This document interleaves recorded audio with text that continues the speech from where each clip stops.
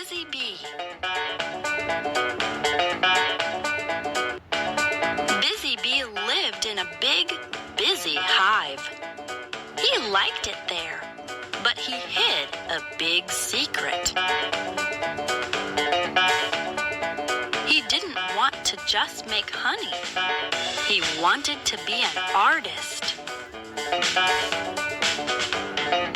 Bizzy dreamed about colors. He dreamed about shapes and lines. Sometimes, Bizzy would secretly draw pictures inside the hive.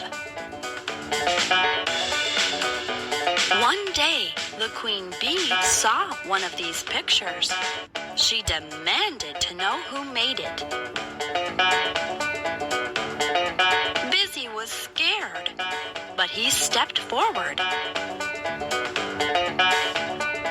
The queen praised his talent.